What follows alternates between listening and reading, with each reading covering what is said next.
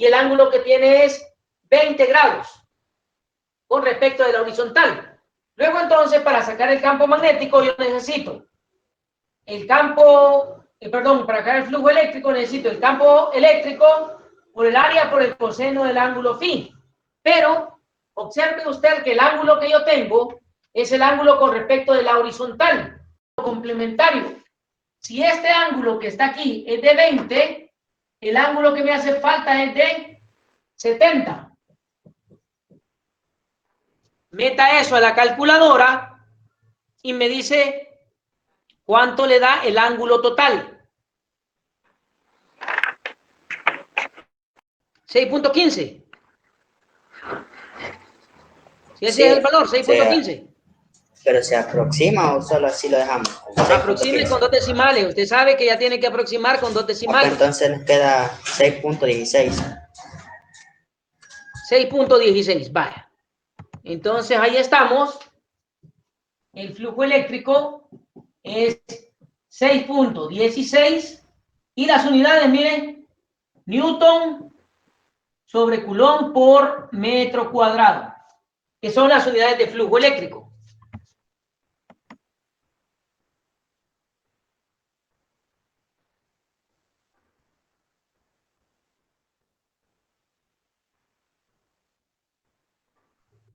¿Preguntas? ¿Comentarios? Allí el coseno de qué es, ingeniero. De teta prima, coseno de teta prima. Teta prima, teta prima es el ángulo complementario. Observe otra vez, para que yo tenga flujo eléctrico, todo el campo eléctrico debe atravesar la placa. Y además, considere el elemento diferencial de área. El vector diferencial de área, aquí, es diferencial de área, debe ser paralelo al vector campo eléctrico. Entonces, si el vector diferencial de área es la componente del campo eléctrico que genera el flujo es esta. ¿Sí? Entonces, al ser la componente perpendicular, es la componente en Y. Por eso yo debo utilizar este ángulo complementario. Y el ángulo complementario es, si este vale 20, ¿cuánto le falta para 90? 70 grados, ¿verdad? 70. Correcto. Entonces de ahí sale este 70 que hemos puesto acá. Es el ángulo complementario. ¿Estamos bien? ¿Preguntas? Perfecto. La siguiente pregunta dice, ¿qué pasaría si el campo fuera perpendicular al área? Observe entonces que ahora ya no es la componente en y el campo ya no va así, sino que el campo va así. Y al ser perpendicular al área, el vector diferencial de área y el vector campo eléctrico son paralelos.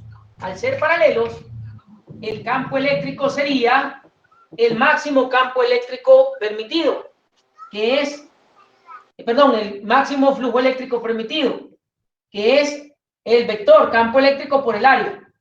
Y entonces tenemos 75 newtons sobre Coulomb por el área, que es 0.24 metros cuadrados. Y entonces de ahí calculamos el flujo eléctrico. Calcule el nuevo flujo eléctrico, por favor. ¿Cuánto les da el nuevo flujo eléctrico acá? 18 me dio. Correcto.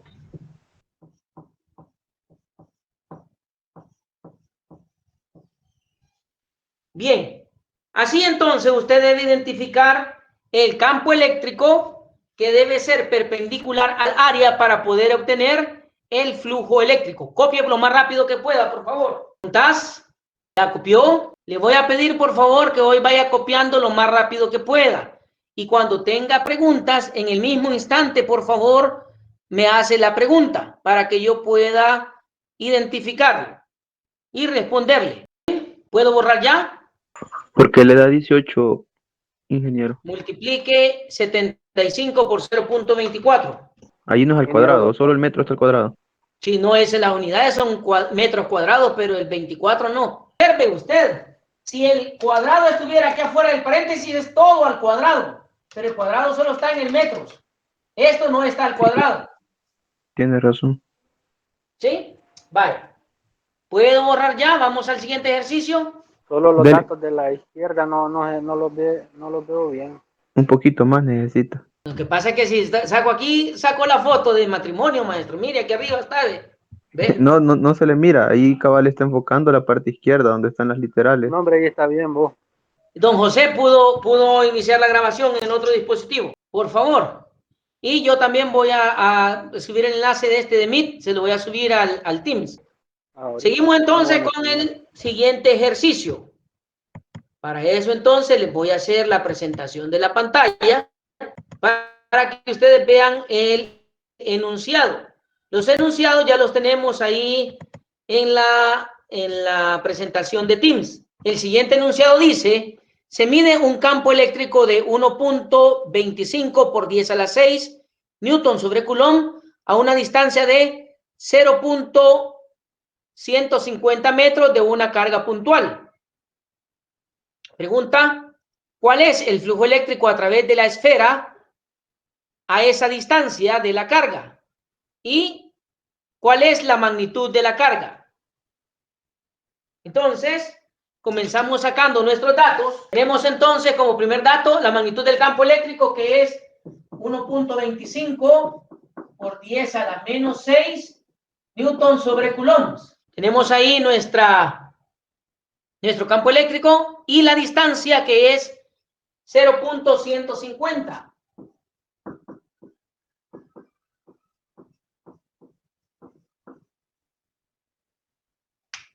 Y luego me dicen cuál es el flujo a través de la esfera a esa distancia de la carga y cuál es la magnitud de la carga.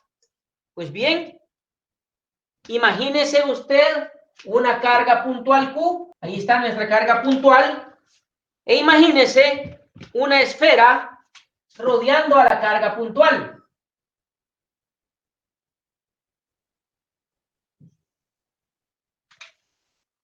¿Sí me ve ahora? ¿Sí ve la carga puntual? Jóvenes, ¿están ahí? Sí, se ve, ingeniero. Sí. Perfecto. Sí, sí, ingeniero, ¿se ve? Tenemos entonces nuestro campo eléctrico y la distancia de la carga hasta donde se mide ese campo eléctrico, que es el mismo radio de la esfera que envuelve la carga. Entonces, tomamos un elemento diferencial de área. Miren, aquí voy a tomar el elemento diferencial de área, y ese elemento diferencial de área tiene un vector diferencial de área que es perpendicular al área. Pero además, la esfera genera un campo eléctrico, y el campo eléctrico es radial a la esfera. Así que el campo eléctrico y el diferencial de área son perpendiculares en todos los puntos de la trayectoria. ¿Sí? Al ser perpendiculares en todos los puntos, el flujo eléctrico vuelve a ser el campo eléctrico por el área por el coseno del ángulo. Ahora bien, el ángulo que hay entre el diferencial de área, el vector diferencial de área y el campo eléctrico es 0. Porque es perpendicular, ¿verdad? El coseno de 0 es exactamente igual a 1. Y en consecuencia, el flujo eléctrico total debe ser el campo eléctrico por el área. Ahora necesitamos calcular el área superficial de la esfera. Y el área superficial de la esfera está dado por 4pi por r al cuadrado. Entonces saquemos el área, que será 4pi por r, donde r es el radio de la esfera.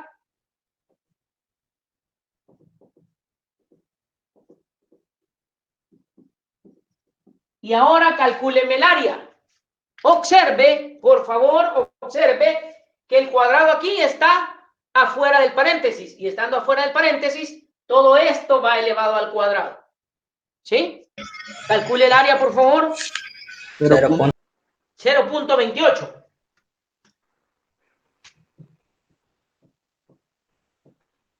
Y estos deben ser metros cuadrados. Ahora que ya tengo el área, ya puedo calcular el flujo eléctrico, y el flujo eléctrico será el campo eléctrico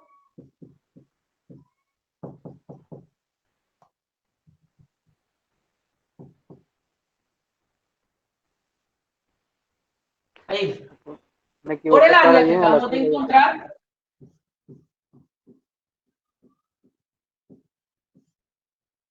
y entonces ahí encontramos el flujo eléctrico. Calcúleme, por favor, el flujo eléctrico. ¿Cuánto le dio? 350.000 me dio a mí. Correcto.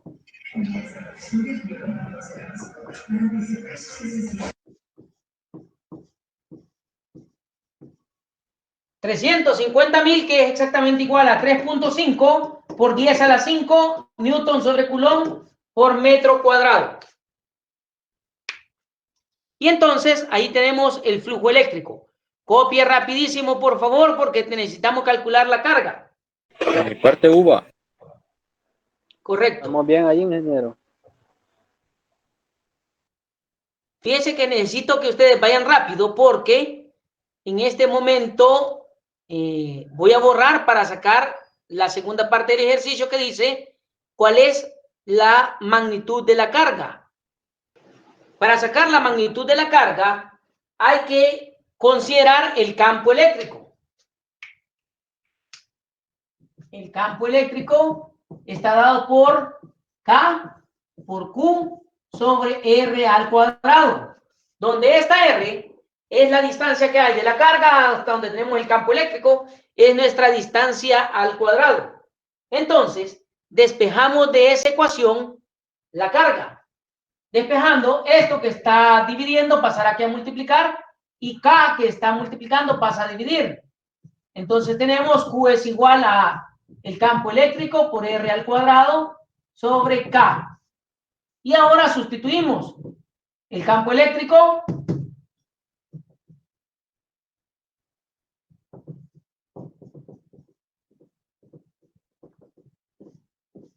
por R al cuadrado, la distancia, sobre K, que es 9 por 10 a la 9, y estos son, a ver, newton por metro cuadrado sobre coulombios cuadrados. Y de ahí la carga le tiene que salir en coulombs. Calcule, por favor, la carga. 3.13 por 10 a la menos 6 me da a mí, no sé si será. Correcto. Eso 10 me a la dio. menos 6 con 2 decimales. Ahora observe que el 10 a la menos 6 es el micro. Así que tenemos 3.13 microcoulombs. Repito, 10 a la menos 6 corresponde a micro. Así que tenemos 3.13 microcoulombs. Y así encontramos la carga. Copie, por favor, lo más rápido que pueda. Vamos al siguiente ejercicio. Fíjense qué interesante. Aquí vuelvo a tener yo el dominio. La mayoría de ustedes no preguntan, no dice nada. Así que, como ustedes no dicen nada, yo asumo que todo está bien. José ha desaparecido, que es el que más opina. ¿Dónde anda don José? Vaya. Y nuestro siguiente ejercicio dice, un cubo tiene lados de longitud 0.3 metros y se coloca con una esquina en el origen como se muestra en la figura. Ahí está la figura, observe, este es el cubo y aquí está nuestro sistema de coordenados X, Y, Z, y el cubo tiene la esquina, digamos la esquina de la parte de atrás, justamente donde está el sistema de ejes coordenados.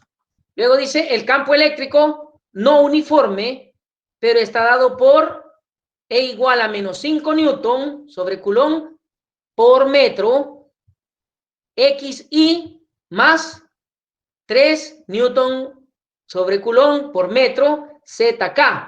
Calcule el flujo eléctrico a través de cada una de las 6 caras del cubo. Y está desde S1 hasta S6. Entonces, S1 es la parte que está pegada al plano XZ. S2 es la parte de arriba. S3 es la parte otra vez en el plano XZ. S4 es la tapadera de abajo. S5 es la cara frontal y S6 es la cara de atrás. Y luego dice, determine cuál es la carga eléctrica total dentro del cubo. Entonces, comience usted, por favor, por imaginar el cubo, los ejes coordenados X, Y, Z. Z sale hacia arriba, X sale por aquí y Y sale por aquí. El cubo tiene una arista de lado 0.3 metros. Y el campo eléctrico me dicen que no es uniforme, pero tiene menos 5X en la dirección Y, más 3Z en la dirección J, y esto medido en Newton sobre Coulomb por metro. Observe que esta unidad de metro está de más.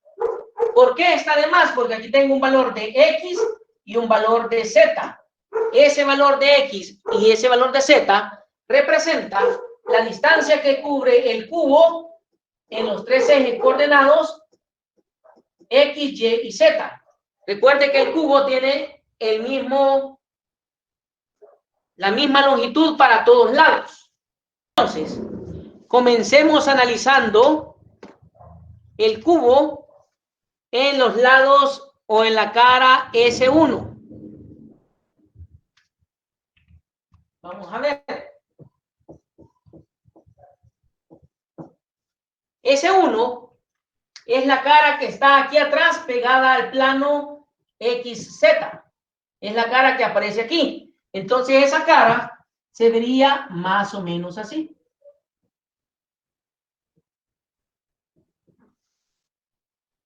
Y el elemento diferencial de área, mire, agarramos un elemento diferencial de área aquí.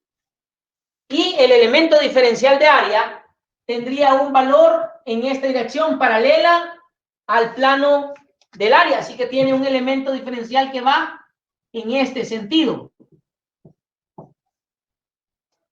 ¿Sí? En consecuencia, el campo eléctrico, según estas coordenadas, mire, según estas coordenadas, tiene una componente en X, aquí, y una componente en Z, aquí. Pregunto, si las componentes de el vector diferencial de área es ortogonal a las componentes del campo eléctrico, ¿cuánto es el ángulo que separa cada componente del vector diferencial de área? Si las componentes del campo eléctrico 90. son ortogonales al vector diferencial de área, ¿cuánto es el ángulo? Y como dijo el compañero, 90. el ángulo teta 90. debe ser 90 grados. Y el coseno de 90 grados es 0.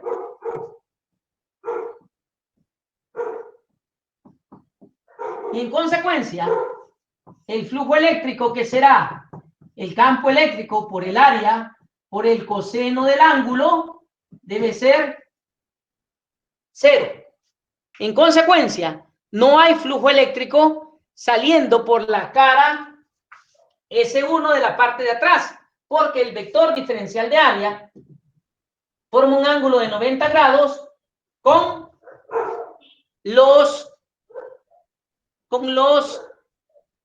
las componentes del vector campo eléctrico. Ingeniero, Sí, dígame.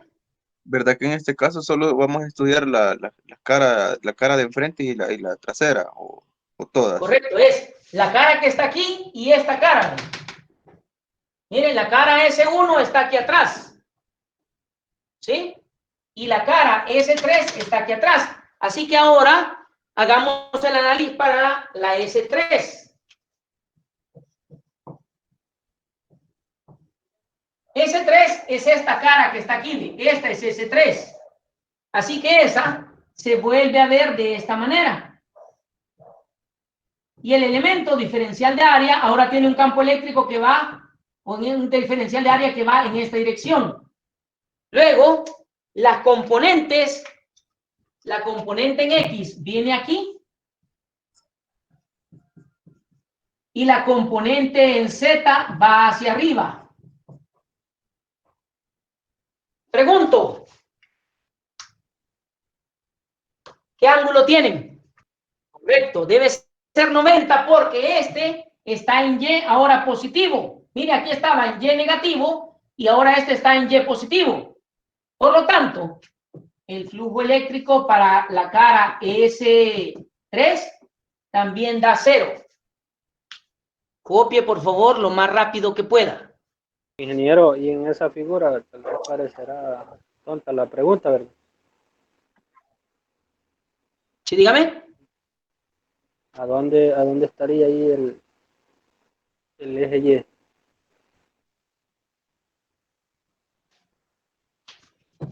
Aquí está el eje Y. Mire, el eje Y es este eje Y. Esta es el eje Z y este es el eje, perdón, este es el eje X y este es el eje Z. El eje Y está aquí. Así que el eje Y es este eje Y. ¿Sí estamos bien? Sí, sí. Ahora vamos a analizar la cara de arriba, esta cara. Esta cara. Entonces, esa cara se ve así.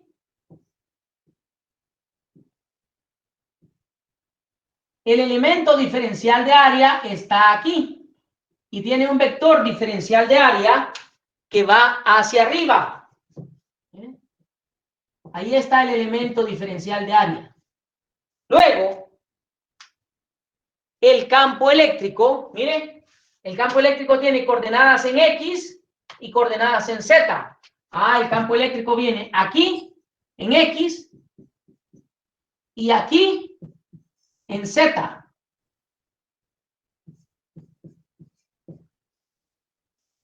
Ahora pregunto, ¿qué ángulo forma con X? ¿Qué ángulo forma X y Z?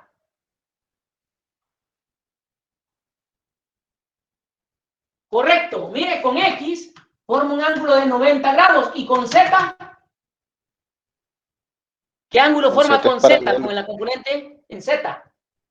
¿Cuánto? Es paralelo con Z. ¿Qué ángulo forma? No. 90 forma. Usted me dijo que 90 estaba con X. Con Z, ¿qué ángulo forma?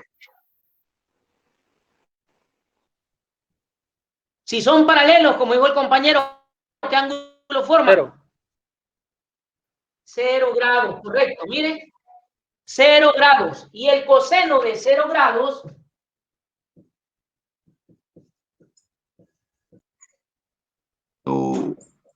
correcto. En consecuencia, el flujo eléctrico para la cara S2, que va hacia arriba, solo tiene componentes con Z. Y es, mire, el flujo eléctrico será el área por el coseno, por el vector campo eléctrico en la dirección Z por el coseno de 0 grados. Y el coseno de 0 grados, usted ya me dijo que es 1. Entonces, el flujo eléctrico será el área por EZ. Sustituyendo, ¿cómo encuentro el área de un cuadrado? Es el lado al cuadrado por el campo eléctrico en la dirección Z. Esto es, ¿cuánto vale el lado? 0.3.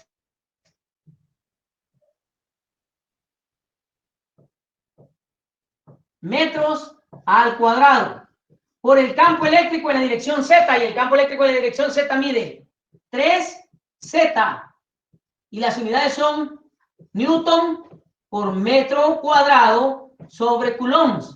Ahora, ¿cuánto vale este Z? Z es la distancia que hay desde el centro del sistema de coordenadas hasta el valor de Z en la altura del cubo. ¿Cuánto es el valor de Z en la altura del cubo? 0.3. Correcto.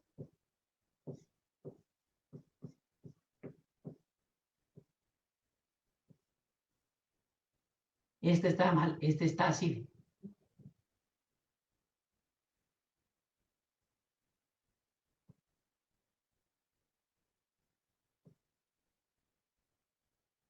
Así. El flujo eléctrico en la cara 2. ¿Cuánto le da el flujo eléctrico en la cara 2? 0.081 me da. Correcto. Y las unidades, mire, Newton sobre Coulomb por metro cuadrado.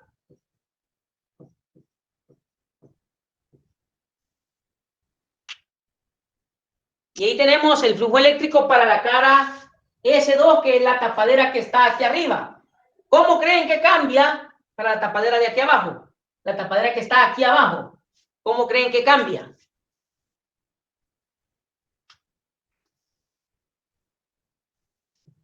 Aquí, ¿verdad? Que sería S1, S2, S3, para S4. S4 es la tapadera de abajo del cubo. Y ahora tomamos un elemento diferencial de área y el elemento diferencial de área tiene el vector diferencial de área ahí. Y el campo eléctrico en Z va arriba. ¿Qué ángulo forma ahora el vector diferencial de área y el campo eléctrico en Z? ¿Qué ángulo forman? ¿Dijo don Valencia? Cero. No, no es cero. Vea bien. No es Miren. 180. Correcto, miren, ahí está el campo eléctrico para arriba y aquí está el vector diferencial de área hacia abajo. Forma un ángulo de 180 grados. Y el coseno de 180 grados es...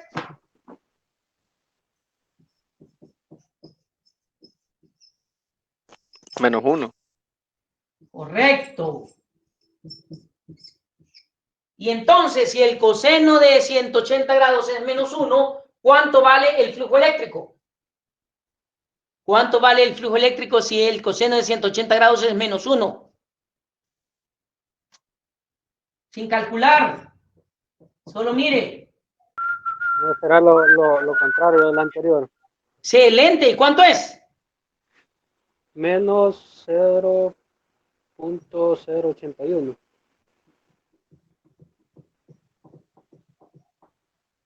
Ahí está, ¿verdad? Copie, por favor, entonces. Si no hay preguntas, copien. ¿Preguntas? ¿No hay preguntas? Ingeniero, Sí, dígame. y allí yo creo que lo que iba a preguntar es, el diferencial de área siempre va a ser perpendicular a la superficie. Correcto. Siempre tiene que ser perpendicular a la superficie. Según aparece en las presentaciones, el elemento diferencial de área es perpendicular, el vector diferencial de área es perpendicular al área. Entonces, si esta es nuestra área, mire, aquí está en azul el área, el elemento diferencial siempre tiene que ser perpendicular, mire. Esta es nuestra área y el elemento diferencial siempre es perpendicular. Siempre el vector debe ser perpendicular al área y debe ser paralelo al campo eléctrico. ¿Verdad? El vector debe ser paralelo al campo eléctrico, siempre. ¿Estamos claros? Jóvenes, ¿estamos claros? Sí, ingeniero. Sí. Perfecto. Continuamos. Nos falta la cara 5 y la cara 6. Veamos qué pasa para la cara 5. Es la cara de enfrente del... Aquí, mire. La cara de enfrente del cubo.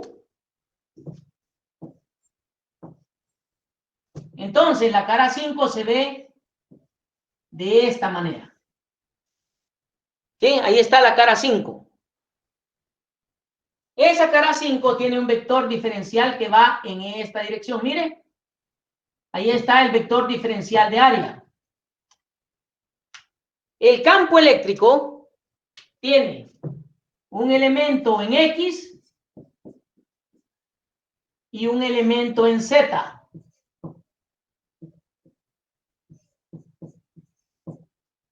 Pregunta. El diferencial de área con Z, ¿qué ángulo forma? 90 grados. 90. Correcto. ¿Y con X?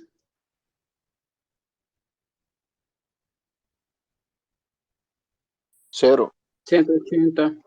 Correcto. 0. Mire. Este.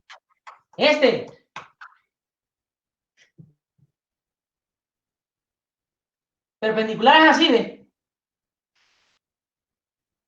Es paralelo, José. ¿Verdad que sí? Es que Mire. el diferencial sale Pues se ve paralelo. mejor. ¿Verdad que sí? Es Pero- paralelo, pero es con- contrapuesto. ¿Tiene un ángulo de cuánto? Miren, el vector campo eléctrico va en esta dirección, ve para adentro. Y el diferencial de área va en esta dirección. Es hacia afuera. Es aquí, ¿ve? ¿Qué ángulo forma?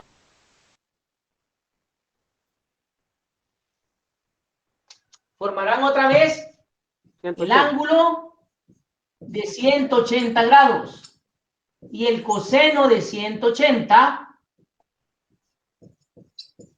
Menos 1. vuelve a ser menos 1. Sí, el coseno de 180 vuelve a ser menos 1.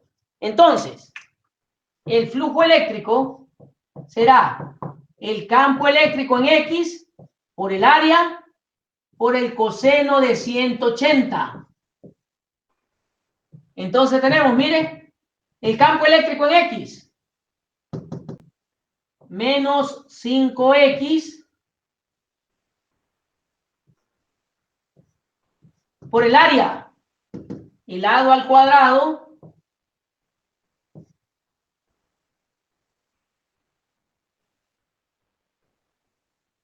por coseno de 180, que es menos X, que vale 0.3 por el lado al cuadrado, que es 0.3 metros al cuadrado. Y este debe estar en Newton sobre coulombs por metro. Calcule, por favor, ahora el flujo eléctrico. Menos 0.14 me da. No puede ser menos. No puede ser menos. Permítame. Menos por menos es más, ¿verdad? Ujú. ¿Sí? Así que es más. Hasta aquí lo tengo que borrar.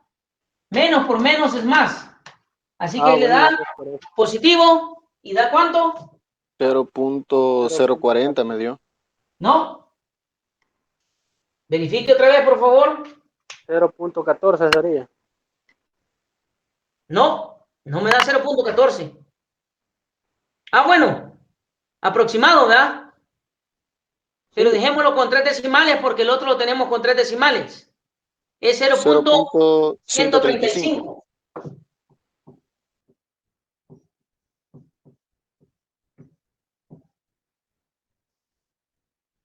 Y ahora, para ese 6 que es la cara de atrás, en la cara de atrás vuelve a tener la misma situación, mire. Pero ahora, el elemento diferencial del área sale para atrás. Este es de A.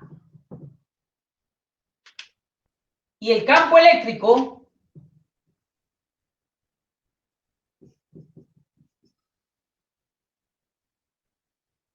también va para atrás. ¿Qué ángulo forman ahora?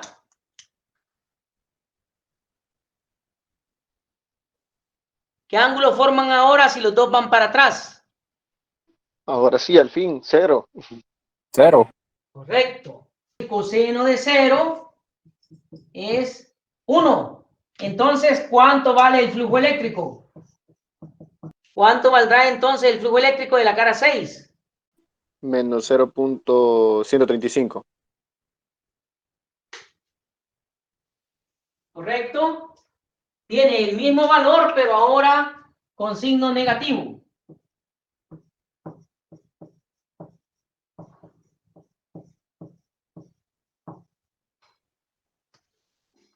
Jóvenes, ¿estamos bien? ¿Ya copiaron?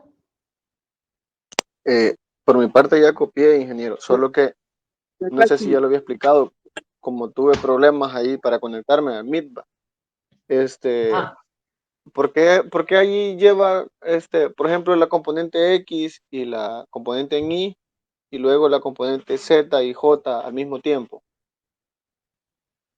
sucede que el vector unitario que va en la dirección X es Y. Así que la componente en X tiene un valor de 5X. Miren, este X es una variable. Entonces la componente es menos 5X. Y el vector unitario de dirección es Y. La componente en Z vale 3Z. Y el vector unitario de dirección es J. Oh, perdón. Este debe ser en K. Este es en K. Allí es donde estaba confundido yo porque veía que Z Pero y no me J. dice, mi estimado. No, le estoy preguntando porque no lo entiendo, pues como no sabía si lo habían explicado por qué era así, va. Vaya, está bien, ahí yo me había equivocado. Era K. No, pero gracias ahí, ingeniero, porque sí me quedaba esa duda. Vaya, perfecto.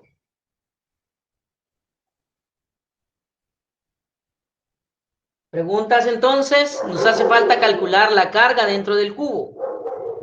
Nos hace falta la carga eléctrica. Y para la carga eléctrica vamos a utilizar la segunda parte de la ley de Gauss.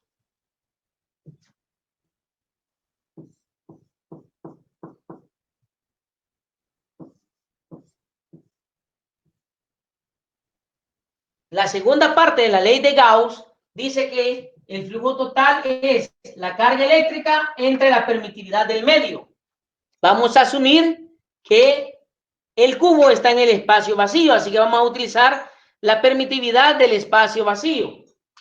Luego entonces necesitamos sacar el flujo total. Y el flujo eléctrico total estaba dado por el flujo eléctrico que salía en la dirección de S2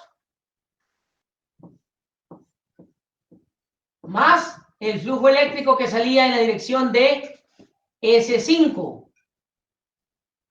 Entonces, nuestro flujo eléctrico total debe ser, miren,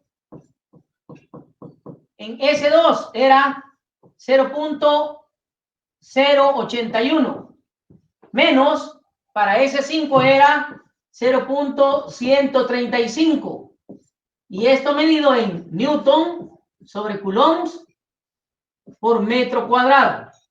Regáleme por favor el flujo eléctrico total. Menos 0.054. Gracias.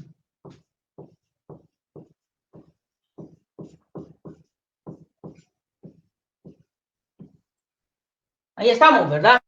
Ya tengo el flujo eléctrico total. Y ahora, despejando ese flujo eléctrico total de aquí, la carga, esto que está dividiendo pasa aquí a multiplicar y la carga total Q es el flujo eléctrico total por la permitividad del espacio vacío. ¿Quién recuerda cuánto es la permitividad del espacio vacío?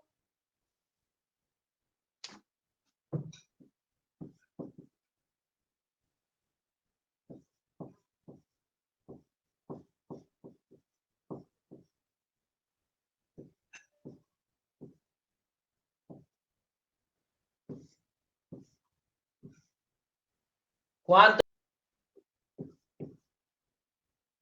Ingeniero, ¿Sí? Dígame. Donde le dio al compañero 0.054 es 0.018 menos 0.335. No, es 0.081. Ah, 0.081. Es que yo no puedo arreglar todavía la cámara, al revés me aparece. No, ahí es que usted tiene, como le digo, tiene que girar la cámara de su dispositivo. Tiene que poner la cámara frontal. Y el valor de epsilon cero es 8.854 por 10 a la menos 12. Espérame. Sí, a la menos 12. Y las unidades son coulombios cuadrados sobre newton por metro cuadrado. Mete eso a la calculadora y ahí la carga le va a dar negativa. Regáleme por favor el cálculo. A mí me da menos 4.78 por 10 a la menos 13. ¿Correcto?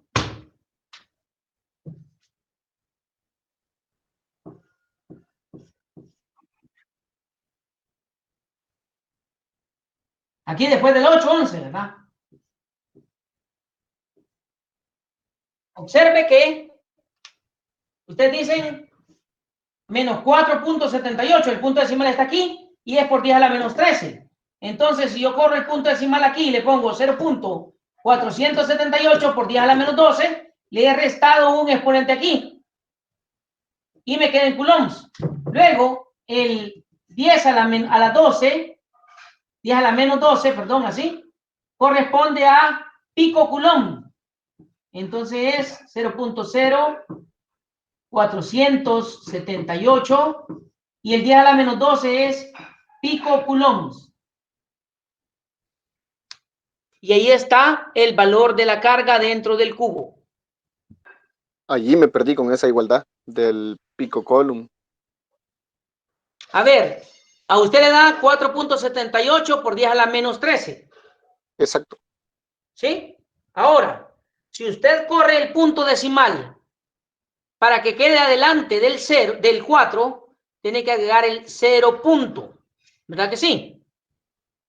Mire, aquí tiene el punto decimal usted y tiene aquí a la menos 13.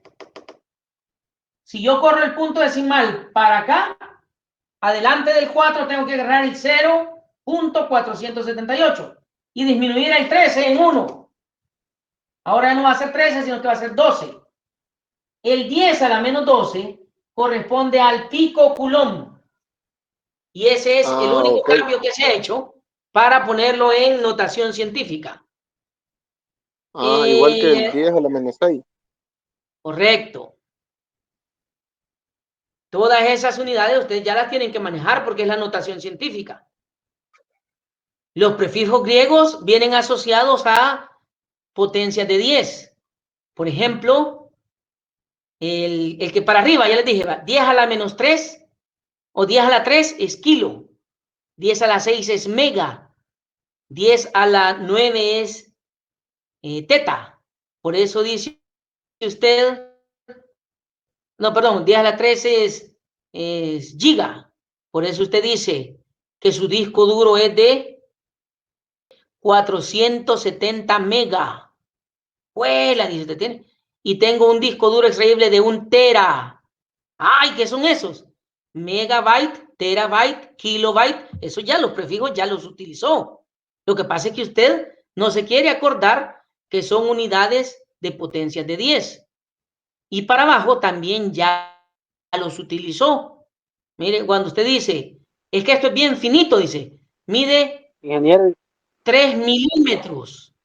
El mili es 10 a la menos 3.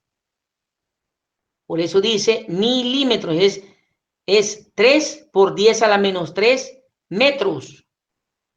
Entonces, esa potencia de 10 ya las utilizó, esos nombres ya los utilizó. Lo que falta es que tiene que acordárselos. Y como dijo don José por ahí, vea, ahí está San Google, mi estimado. Fíjese qué interesante. Yo aquí le tengo un par de ejercicios más.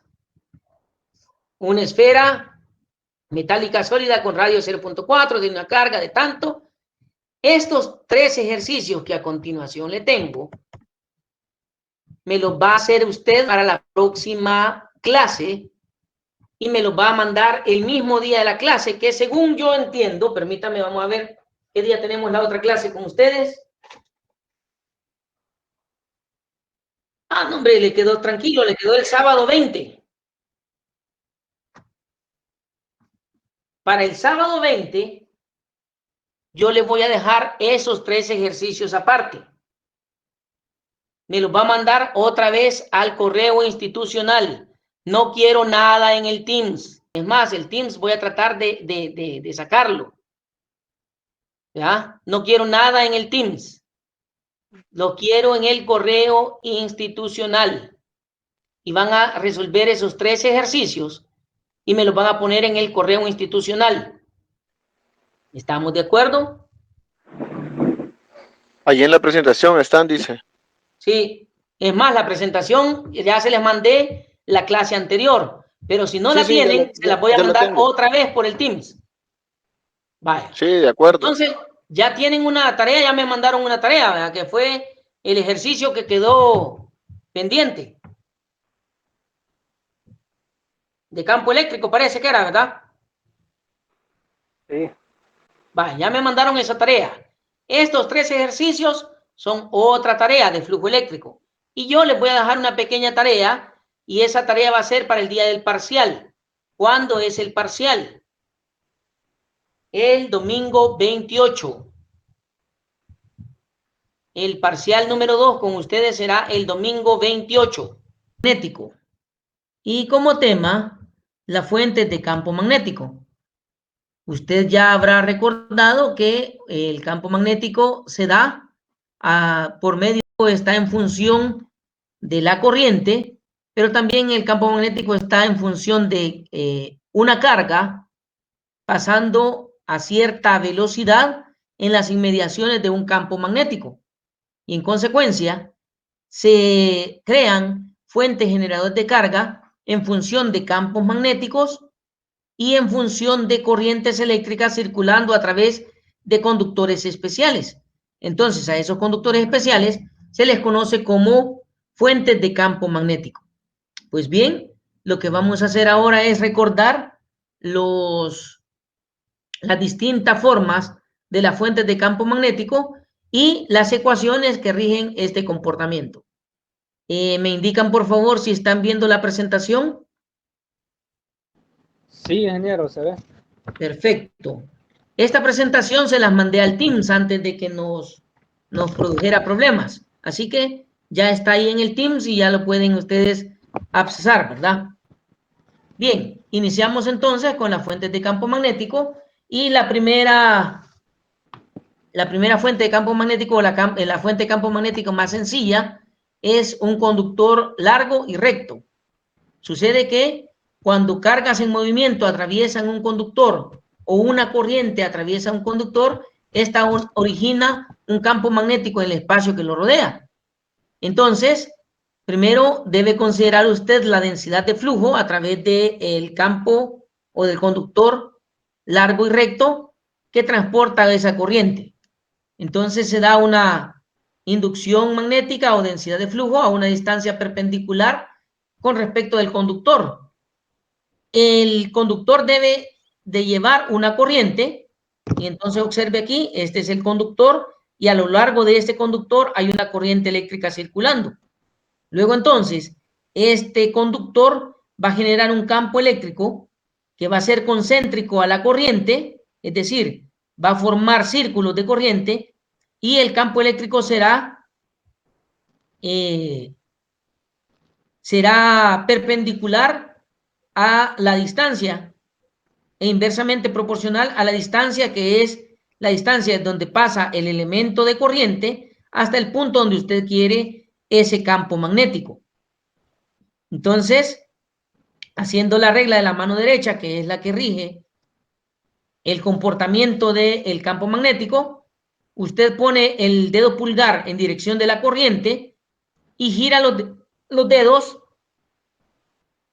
hacia el campo magnético, y entonces la dirección del campo magnético será la dirección con que giran los dedos. Observa entonces que si pongo el pulgar en dirección de la corriente y enrollo los dedos en el conductor, los dedos de la mano derecha quedarán hacia afuera del plano de la pizarra.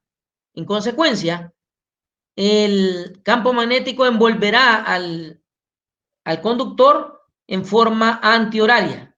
Ahora bien, la fórmula para encontrar el valor del campo magnético está dado por esta fórmula, que es el campo magnético, que se representa por la letra B, es la permeabilidad magnética μ multiplicada por la corriente sobre 2pi por R, donde R es la distancia de la corriente hasta el punto donde usted quiere encontrar ese campo magnético. Luego, entonces, esta sencilla fórmula nos indica cuál es el campo eléctrico en un conductor largo. Veamos ahora un ejercicio pequeño. Dice, determine el campo magnético B en el aire a una distancia de 5 centímetros de un alambre largo por el que circula una corriente de 8 amperios. Bien, los 5 centímetros pasados a metros son nuestra distancia R. Entonces, pasados a metros, esto es 0.05 metros y la corriente es de 8 amperios. Entonces, usando la fórmula que tenemos, en la permitividad del medio por la corriente sobre 2πr, donde la permitividad del medio es 4pi por 10 a la menos 7 Tesla por metro sobre amperio, multiplicada por los 8 amperios, que es la corriente, y dividida entre 2pi por 0.05 metros. Mete todo esto a la calculadora y me dice cuánto le da. Bien, les dio el 3.2 por 10 a la menos 5. Fíjense que el 4pi no lo ponga como en la calculadora como 4pi directamente, sino que haga, o permítame.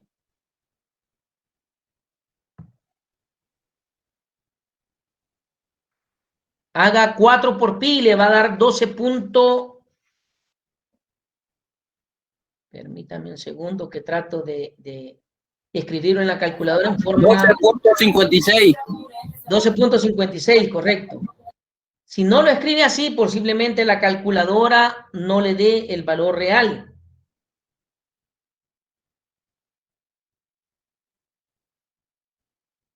Y no se puede dividir el 2pi con el 4pi, porque el primero está afectado por 10 a la menos 7 y el de abajo no está afectado por ningún exponente, así que usted no puede eliminar esos dos valores. No se puede hacer con la calculadora directamente, entonces. No, no se puede hacer. Ni escribiéndolo entre paréntesis no lo acepta la calculadora. Así que deben escribir 4 por pi, que es, permítame,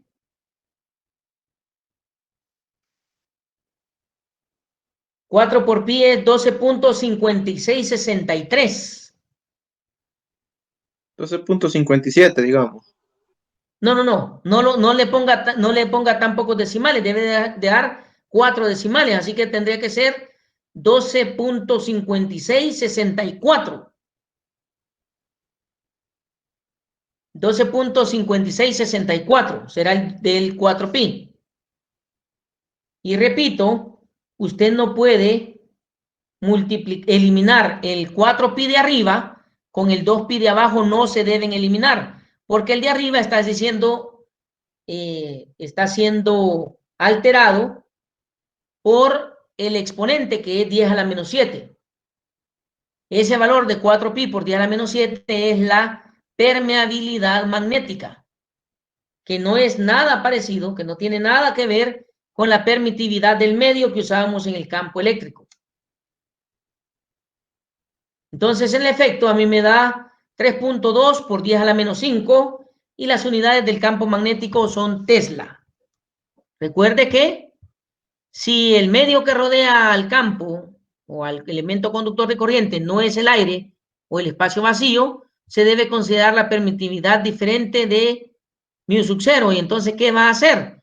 Va a multiplicar la permeabilidad del campo magnético que le den por la permeabilidad del vacío, que es este valor, ¿verdad? Y entonces, con eso, usted debe saltar la situación de la permeabilidad magnética. ¿Estamos correctos?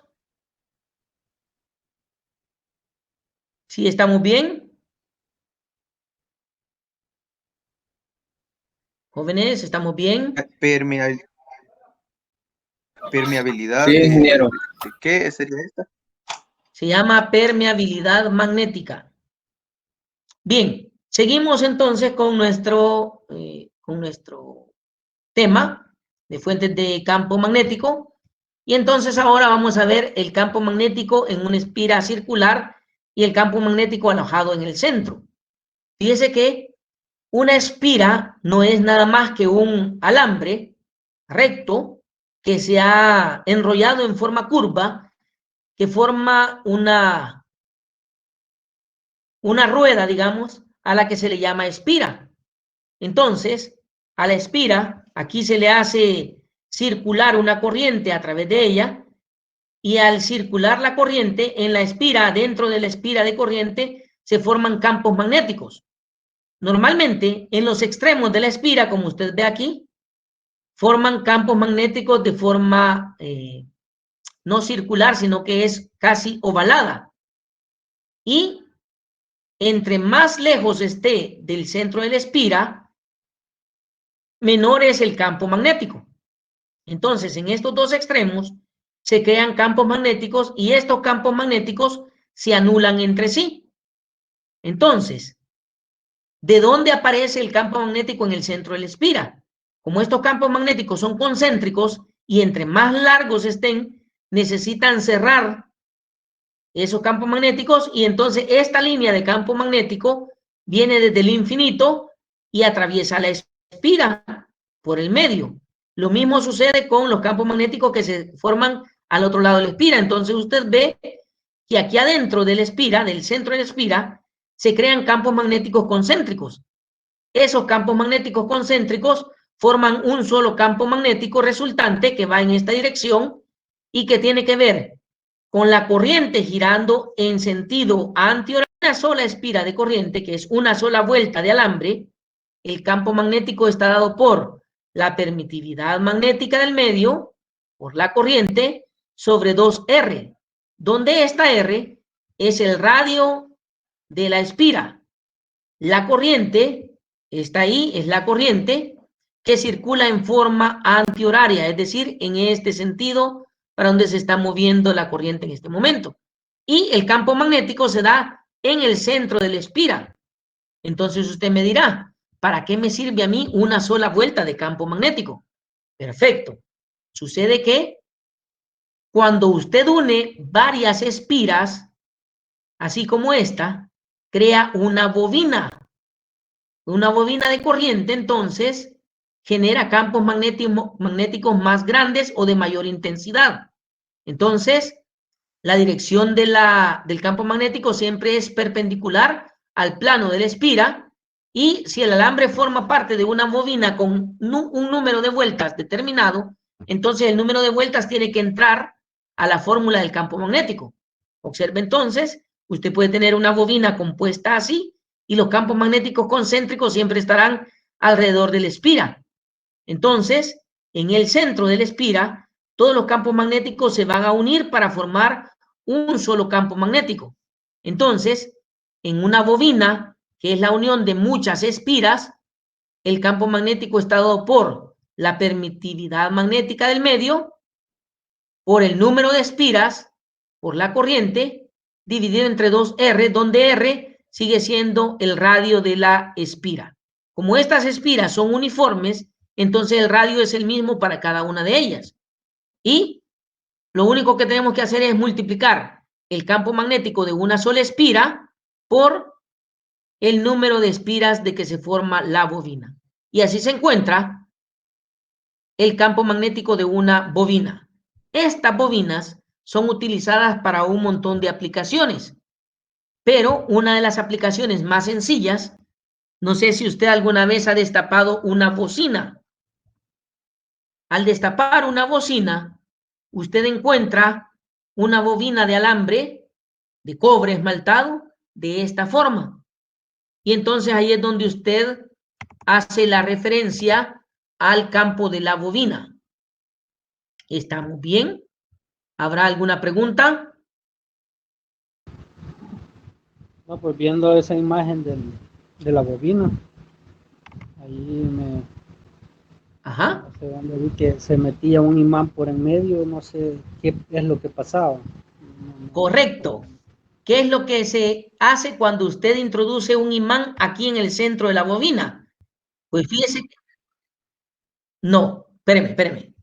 Al meter un imán en el centro de la bobina, lo que usted está haciendo es poniendo un campo magnético permanente. Al meter un campo magnético permanente y multiplicarlo por la corriente que usted hace circular ahí, genera una fuerza magnetomotriz que se representa con el nombre de FEM. Y la FEM es una fuente de voltaje. Entonces, lo que se hace es generar una fuente de voltaje que pueda captar o que pueda alimentar otro sistema.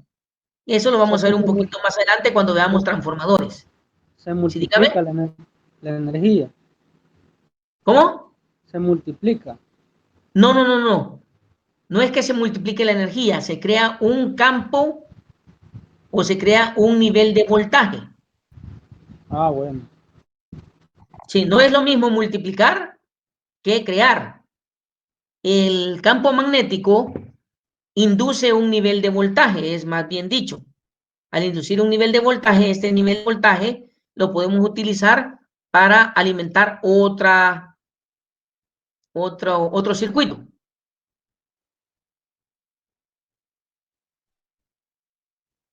¿Estamos bien? Continuamos. Fíjese que otro elemento bastante interesante se conoce con el nombre de solenoide o selenoide, le dicen algunas personas. El solenoide no es más que un devanado de muchas vueltas de alambre enrolladas de forma helicoidal, es decir, en esta forma, y la inducción magnética en el interior del selenoide está dada por, observe, el campo magnético del selenoide es la permitividad magnética por el número de vueltas del selenoide por la corriente dividida entre L, donde L es la longitud del selenoide en metros. L entonces es la distancia de el selenoide. Y en el selenoide suceden también las mismas consideraciones que en la bobina de corriente, con la diferencia de que el núcleo del selenoide, esta barra, este núcleo, es un material ferromagnético. Normalmente se ocupa un material llamado ferrita, que es negro y liviano, parecido al material del que están hechos los imanes permanentes, pero más tostado. Entonces, esa ferrita lo que hace es incrementar el flujo eléctrico en medio del selenoide. Entonces, el selenoide tira un campo magnético en esta dirección, en el eje del núcleo. Entonces, en la fórmula, N es el número de espiras del selenoide, I es la corriente, debe medirse en amperios, y L es la longitud del selenoide medido en metros. Este entonces es una aplicación interesante porque la mayoría de contactos, de contactores o de relés que ocupamos en circuitos de control tienen estos selenoides internos. No sé si usted ha escuchado o ha visto alguna vez un interruptor que se llama final de carrera. ¿Alguien de ustedes ha oído escuchar del final de carrera? No. Yo vi el selenoide nada más en los que los carros tienen, pero no sé si son estos tipos. Perfecto. ¿Para qué ocupan el selenoide de los carros, don Ever? La verdad he escuchado, pero no sé si Y es en la transmisión que se utiliza eso. A ver, don Israel.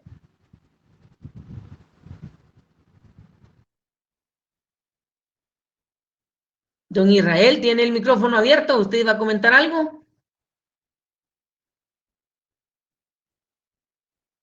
Ahora ya hasta se salió de la reunión cuando le iba a preguntar, imagínese.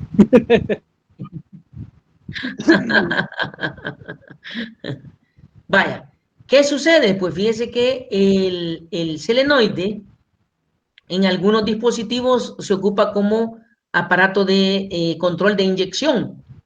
Entonces, la bomba de gasolina provoca una presión y cuando el selenoide es activado a través de voltaje, libera esa presión y entonces pasa gasolina al distribuidor.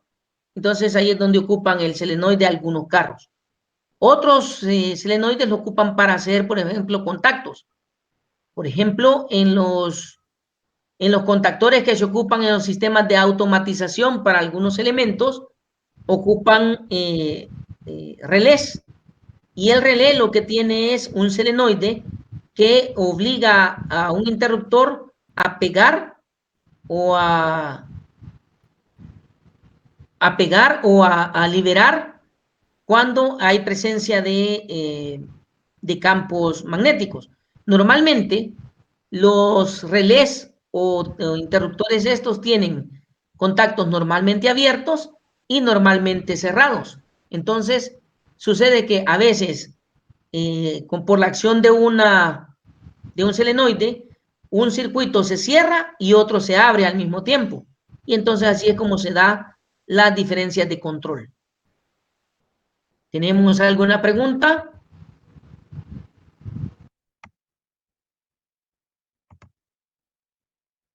No hay preguntas, seguimos. Después del selenoide, la otra fuente, bueno, seguimos con el selenoide, dice, se construye un selenoide devanado de 400 vueltas de alambre en un núcleo de hierro de 20 centímetros. La permeabilidad relativa del hierro es 13.000. Y pregunta, ¿qué corriente se requiere para producir una inducción magnética, un campo magnético de 0.5 Tesla en el centro del selenoide? Observe ahora que nos dan una permitividad del hierro.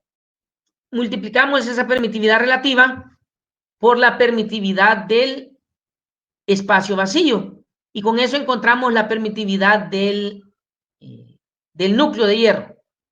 Luego, para resolver la corriente o para encontrar la corriente, tenemos que despejar el espacio vacío.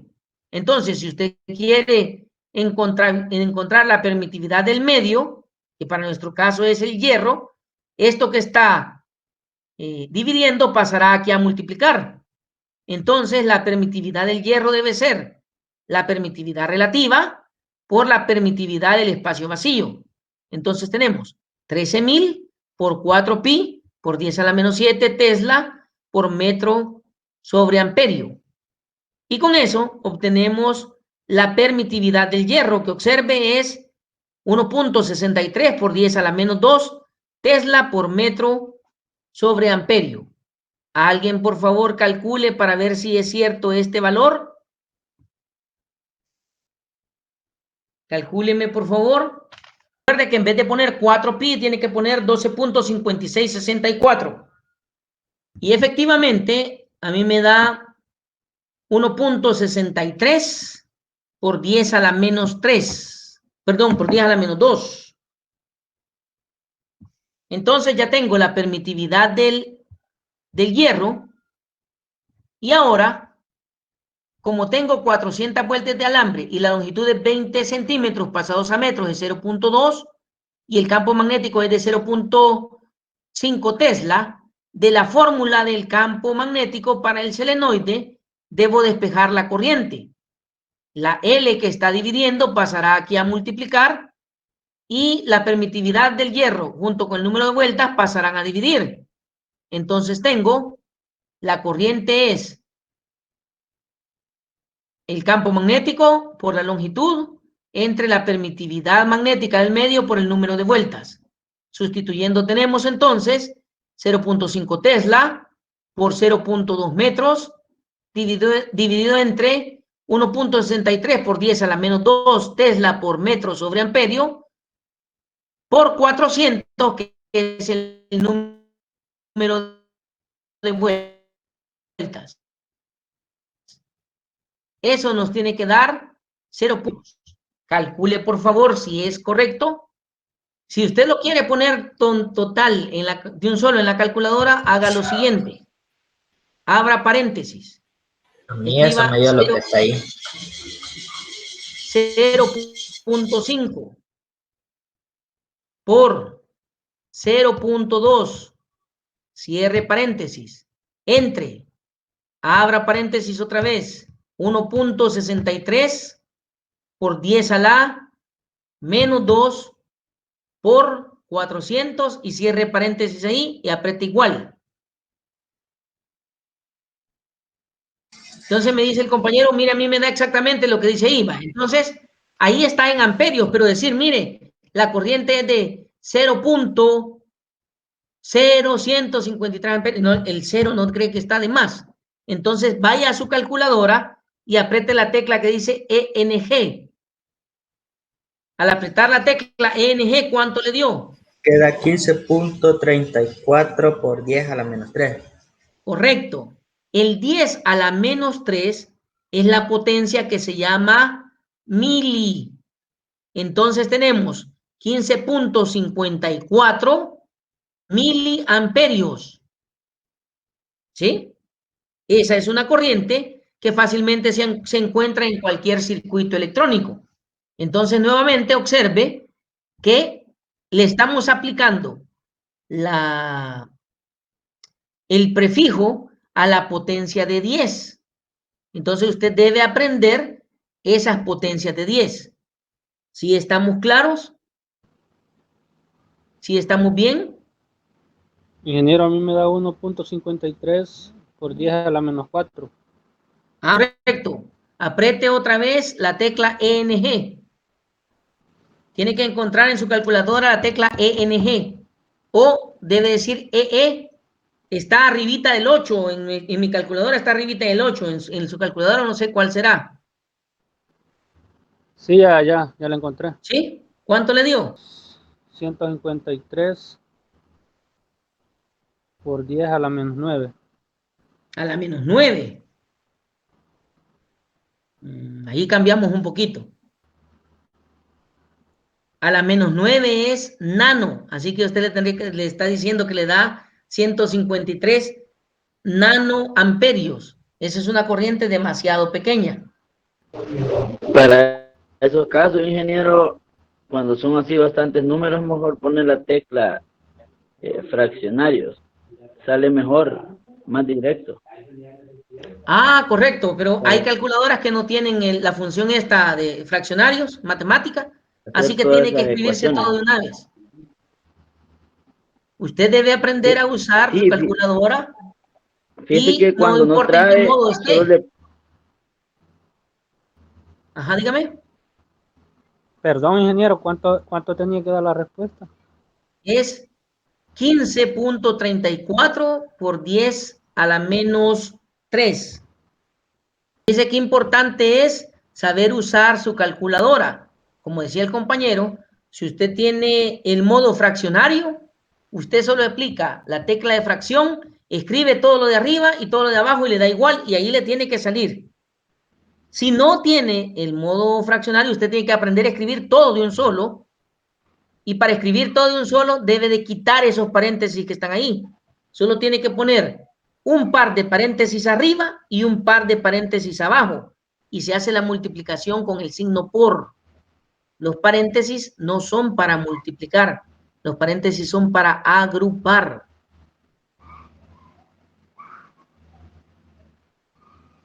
¿Sí estamos bien? Sí, ingeniero, también los que no tienen esa tecla, solo separa a ustedes los que están arriba con los que están abajo. Siempre coloca la misma tecla, aunque no aparezca arriba o abajo. Solo eso compone como que la pauta entre qué se va a hacer primero y qué no. y sale más directo también. Correcto, eso es saber usar su calculadora. Yo le invito a usted a que comience a usar su calculadora. Con cosas sencillas, fíjese que si usted hace, por ejemplo, a ver, haga en su calculadora 3 más 10 entre 5. ¿Cuánto le da?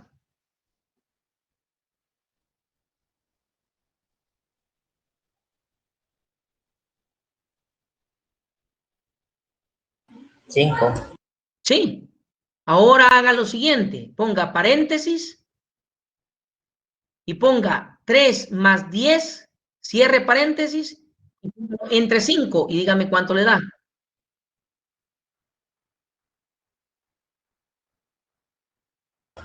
5. No puede ser. Paréntesis, 3 más 10, cierre paréntesis, entre 5 y dígame cuánto le da. 2.6 me da a mí. Correcto, 2.6. Pero al principio nos dio 5. ¿Y cuál de las dos es la correcta? Fíjense que cuando hicimos 2 más 10, no, 3 más 10 entre 5 sin paréntesis, la calculadora hace primero la división y después hace la suma. Así que tenemos 3 más 10 entre 5 es 2. 3 más 2, 5. Y ahí está la respuesta. Mientras que si ponemos paréntesis, la calculadora dice, primero voy a sumar y después voy a hacer la división. Entonces la calculadora hace 3 más 10, 13. 13 entre 5 es 2.6. Y ahí está la respuesta.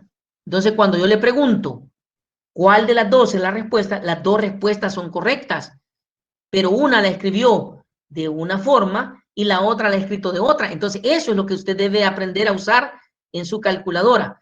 Cuando usted tiene multiplicaciones, sumas y restas arriba y multiplicaciones, sumas y restas abajo, tiene que saber usar los paréntesis para saber agrupar las sumas o multiplicaciones de arriba y las sumas, multiplicaciones o restas de abajo.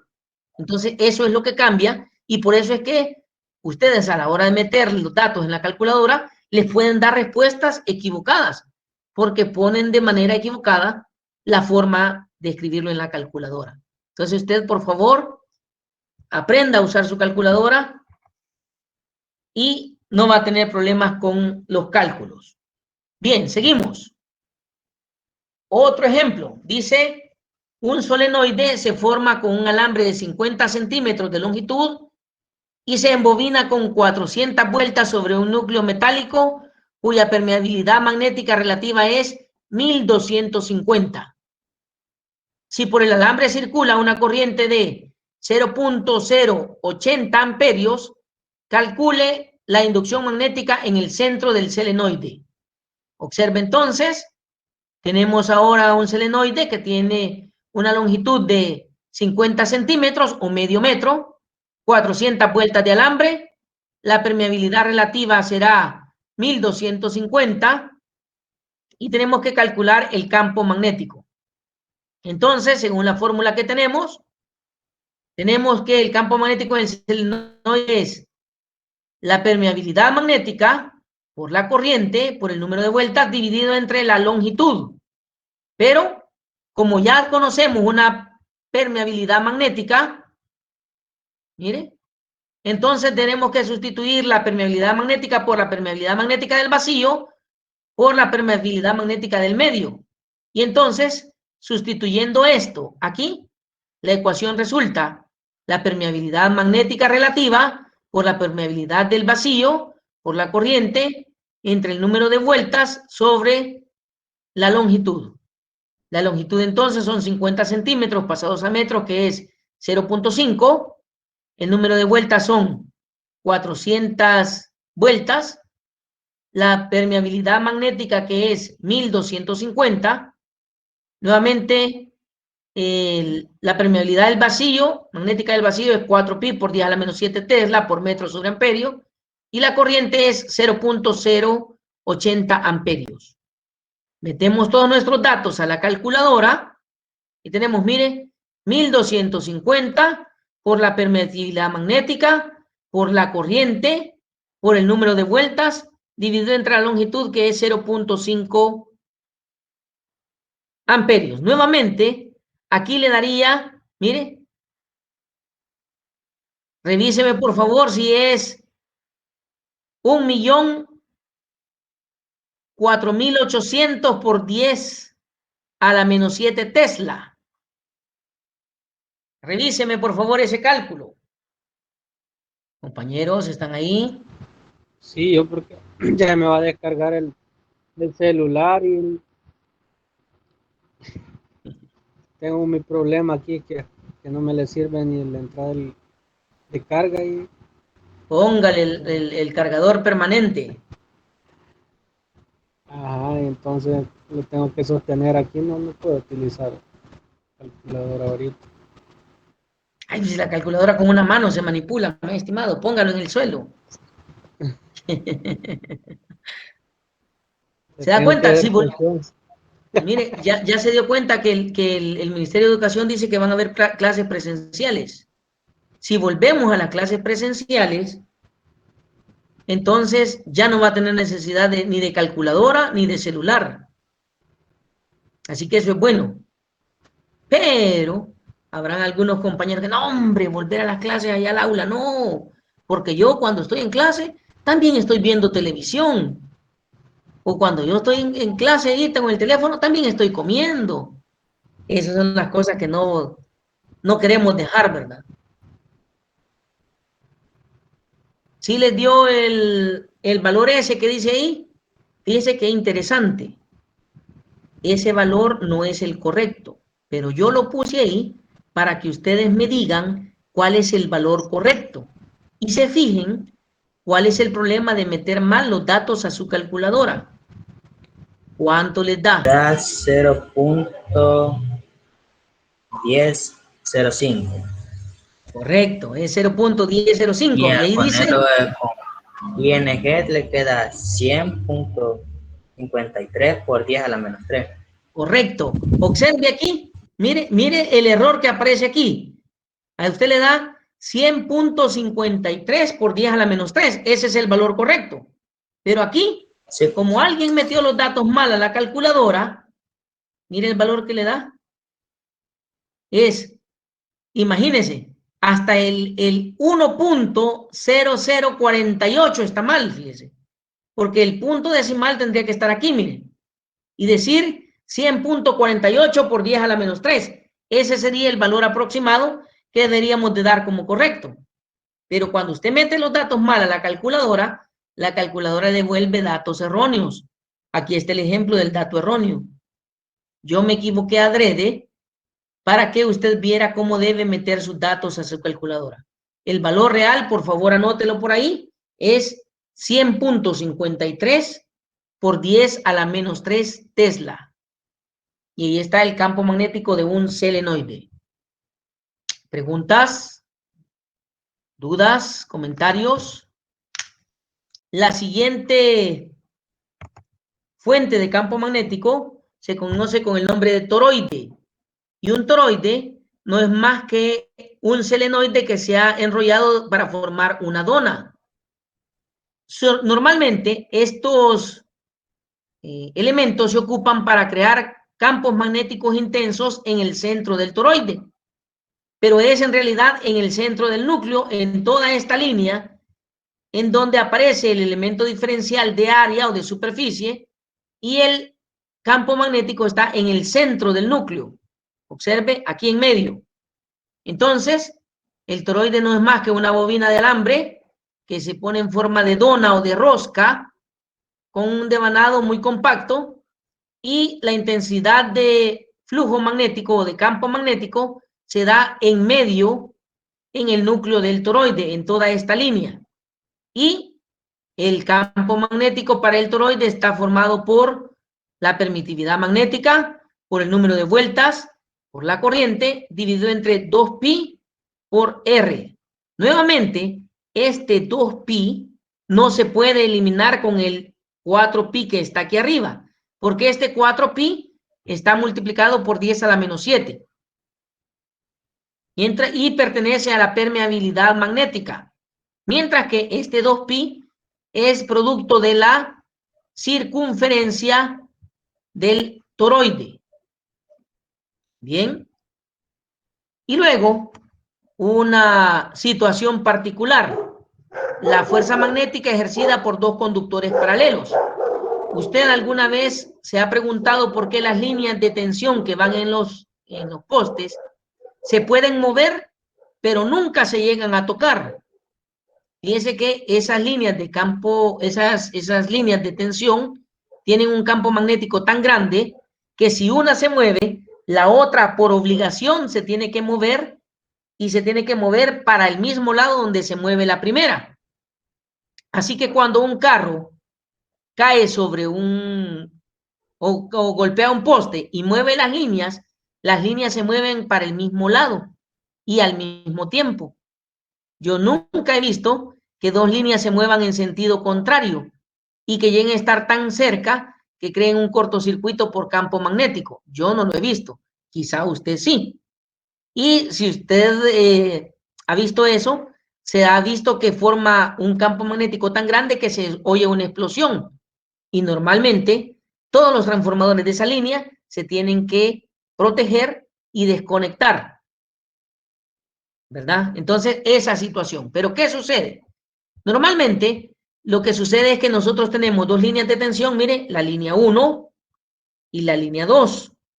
Sucede que, producto del campo magnético de la línea 2, se genera un campo magnético sobre la línea 1 que va en esta dirección. Luego, por medio de la regla de la mano derecha, establecemos una fuerza que es la fuerza 1 en función de la línea 2, que tiene una separación A.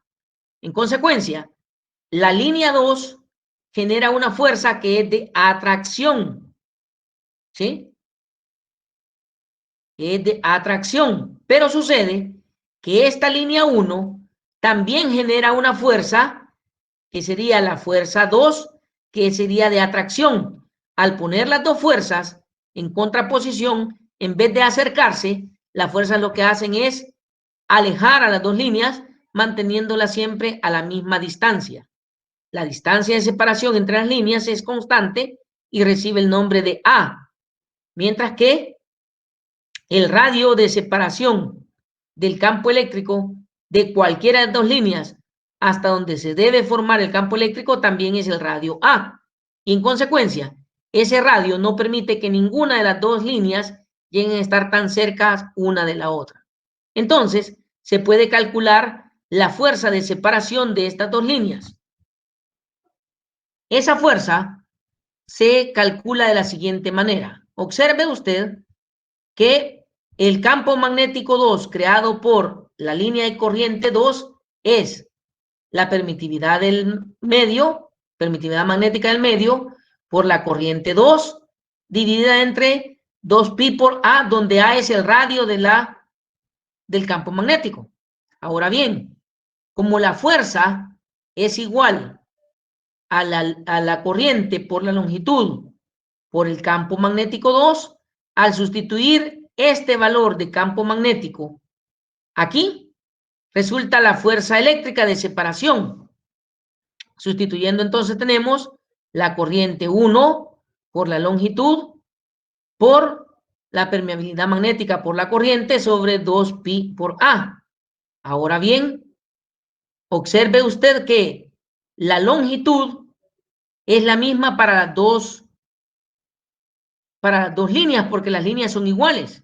Entonces tenemos, al multiplicar todo esto, tenemos la longitud por la permeabilidad magnética por las dos corrientes divididas entre 2pi por A, donde A es el radio del campo magnético.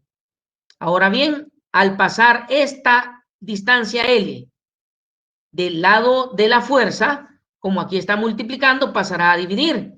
Y entonces se conoce la fuerza magnética por unidad de longitud. Es la fuerza a lo largo de toda la línea.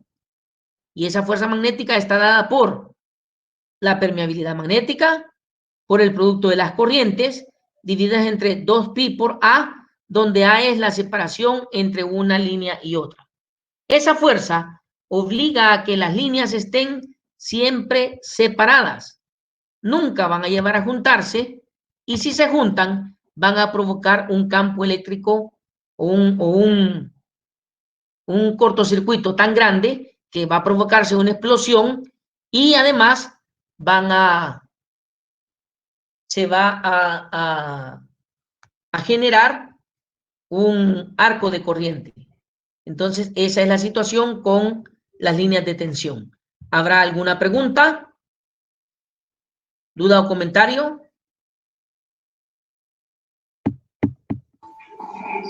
Por mi parte, no. Bien, continuamos entonces. Cielos. Nos metió por ahí un agente externo. Continuamos entonces con la fuente de corriente y vamos a ver el ejemplo. Observe usted, dice, dos corrientes paralelas y de sentido contrario, separadas entre sí una distancia de 150 centímetros, tienen corrientes de 8 y 15 amperios respectivamente. Calcular el campo magnético resultante en el punto medio de las líneas que las unen y la fuerza por unidad de longitud que se ejercen mutuamente. Bien, observe usted que la corriente 1 la ponemos hacia arriba, y esa corriente 1, a través de la regla de la mano derecha, a usted apunta el dedo pulgar de la mano derecha en dirección de la corriente y gira los dedos en dirección del campo. Entonces observe que el campo magnético va en dirección antihoraria, ¿sí? Ahora bien, la corriente 2 debe ir en sentido contrario, entonces la ponemos hacia abajo. Al poner la corriente 2 hacia abajo, el dedo pulgar va hacia abajo y giramos los dedos de la mano derecha envolviendo al conductor, y entonces ahí ve que la corriente va en sentido horario. ¿Qué sucede? En el centro, mire, en el centro, este campo magnético que viene en sentido horario va en esta dirección, y el campo magnético que va en sentido antihorario también va en esta dirección. Por lo tanto, los campos magnéticos en el centro van en la misma dirección. Entonces, el campo magnético total debe ser la suma de los dos campos magnéticos. ¿Está de acuerdo conmigo? Compañeros, ¿estamos ahí? De acuerdo. Perfecto. Ya entonces consideramos que ambos campos magnéticos en el centro van en la misma dirección, y por lo tanto tenemos que sumar los campos magnéticos para tener el campo magnético total en el centro. Pues bien, el campo magnético total es la suma del campo magnético 1 más el campo magnético 2. Ahora, considere la distancia de separación entre los dos, que es de 150 centímetros, que corresponde a 1.5 metros. Ahora la distancia A, que es la mitad, debe ser de entre 2, que es 1.5 entre 2, y eso es 0.75 metros. La corriente 1 es de 8 amperios y la corriente 2 es de 15 amperios. Pues bien, para el campo magnético de un hilo de corriente, tenemos que el hilo de corriente tiene la permitividad magnética multiplicado por la corriente dividido entre 2pi por A. Observe que aquí se han puesto las dos fracciones en forma horizontal para poder hacer los cálculos por separado. Entonces, nuevamente tenemos la permitividad magnética, que es 4pi por 10 a la menos 7 Tesla por metro sobre amperio, dividida entre 2pi, que es esta parte que está aquí. Nuevamente, usted no debe dividir, no debe de eliminar este 4pi con este 2pi que está aquí. Y luego lo vamos a multiplicar por la corriente, dividido entre el valor de A, que es la mitad de la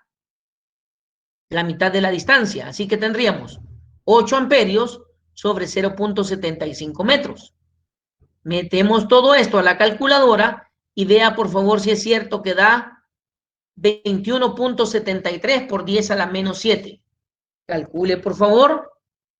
Recuerde que el 4pi lo va a meter como 12.5664 por 10 a la menos 7 por 8. Y después lo va a dividir entre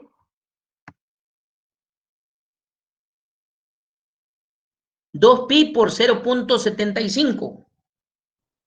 21.3336 me da a mí. Correcto, 21.33. Ahí hay un error porque dice 21.73. No sé, 21.33. ¿Sí? Y es por 10 a la menos 6. Y ahí lo da en notación científica y a mí normal me lo tira 21.30. Vaya. A mí no me tira eso en la calculadora.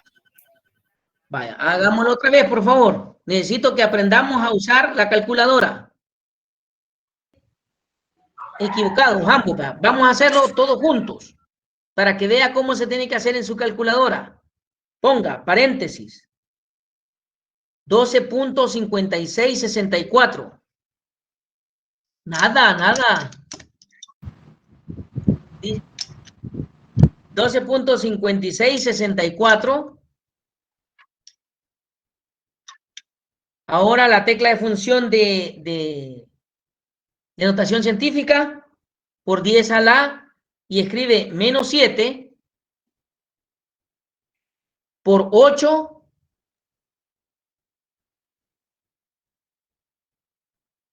luego por 8 y cierre paréntesis.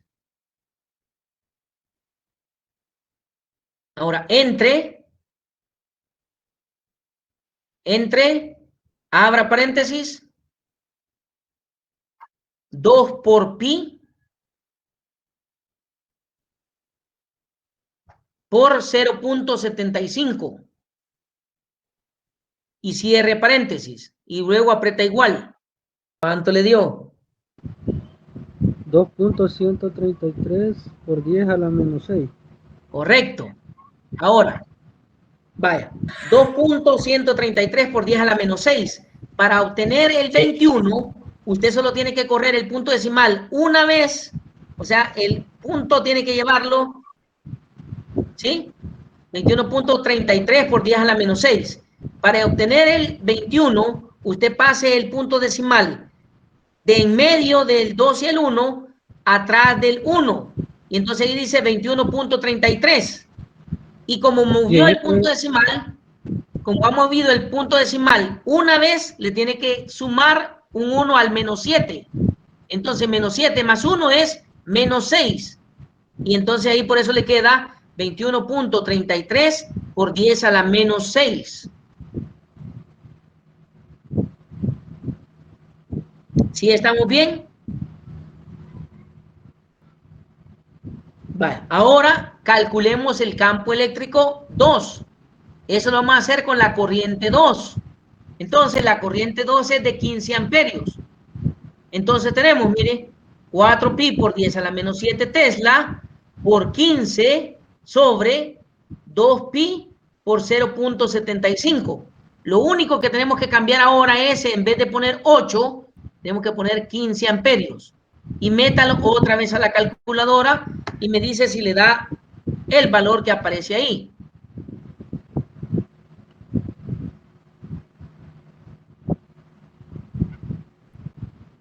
¿Sí? Eso es lo que da.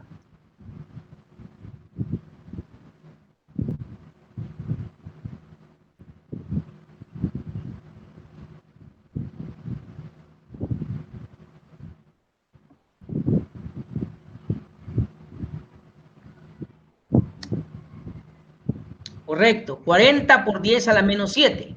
Ese sí está correcto, ¿verdad? Entonces aquí recuerde que solo tenemos que poner 21.33 por 10 a la menos 7. Entonces ahora el campo eléctrico total será 21.33 más 40 y todo debe ser por 10 a la menos 7. Entonces tenemos 21.33 más 40 es 61.33 por 10 a la menos 7 y todo esto resulta Tesla. Ya tenemos entonces el campo eléctrico total y con el campo eléctrico total ya podemos considerar el campo eléctrico que se da en función de las dos líneas de corriente. Observa que a la mitad el campo eléctrico es bastante grande. Ahora, en el literal B nos dice la fuerza por unidad de longitud que se debe ejercer mutuamente. Es la fuerza de separación. Si usted ve, la primera fuerza iría en esta dirección y la segunda fuerza iría en esta dirección. Las fuerzas chocarían y se eliminarían directamente. Entonces veamos. La fuerza 1 con respecto de 2 es igual a la fuerza 2 con respecto de 1. Y esa fuerza es la permitividad por la corriente, ¿sí? Por la corriente sobre 2pi por la distancia por la longitud. Entonces ahora, observe otra vez. La longitud la pasamos a dividir aquí y nos queda la fuerza por unidad de longitud es la permitividad por el producto de las corrientes dividida entre 2pi por la distancia de separación.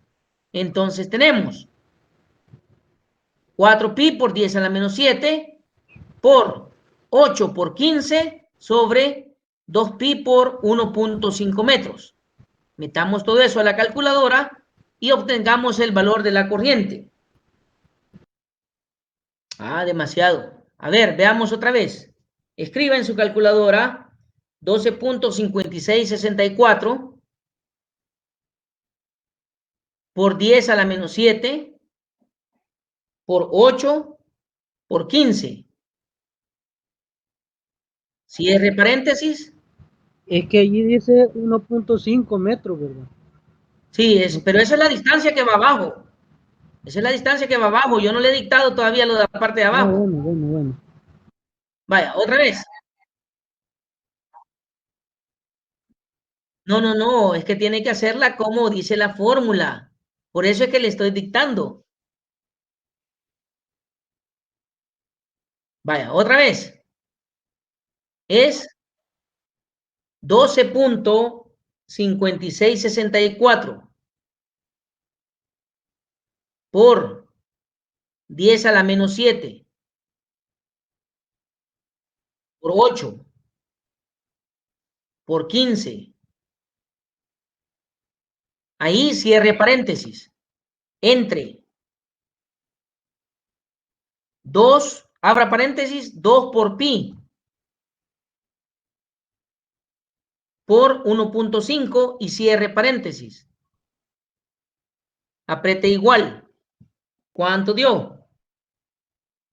A mí me da 1.6127 por 10 a la menos 5. Vaya, por ahí está más o menos. Es 1.61, dice.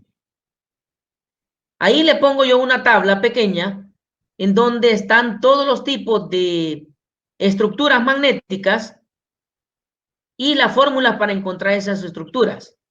Observe usted que aparecen selenoides y toroides, pero aparecen donde los campos magnéticos son ceros y donde tienen la forma que nosotros hemos establecido. Entonces, imagínense para un conductor largo y recto, a una distancia r del conductor, el campo eléctrico es la permitividad magnética del medio por la corriente sobre 2πr. Para una espira circular de radio A sobre el eje de la espira, observen que aquí introducen hasta una variable X. Esa variable X es la distancia del radio de la espira a un valor más alejado de la espira.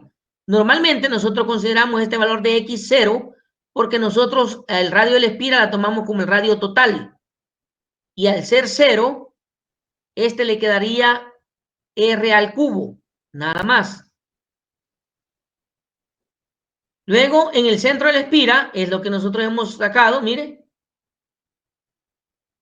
Es 2 la permeabilidad magnética por la corriente dividida entre 2A, donde A es el número de la distancia que hay desde el centro del conductor hasta donde está la espira. Si tiene n espiras, debe multiplicar la expresión por n y ahí le da el campo magnético de una bobina. Para un conductor largo y cilíndrico de radio R, dentro del conductor aparece este valor y afuera del conductor aparece el que nosotros ya hemos considerado. Luego, de un solenoide, para el solenoide, dentro del solenoide, aquí está el campo magnético, ese no lo vimos nosotros porque nosotros no consideramos el campo por, ¿cómo se llama eso? El número de vueltas por unidad de longitud. Solo hemos considerado el número de vueltas y la longitud abajo, ¿verdad? Entonces este n se tiene que sustituir por n mayúscula entre L. Afuera del solenoide tiene que ser 0. Luego, adentro del toroide, aquí está la fórmula, y afuera del toroide, dice afuera del espacio cerrado por los devanados, el campo debe ser 0. Y ahí tiene usted la expresión para campos magnéticos de cualquiera de los estructuras. Pues bien, ahí está el inicio del campo magnético.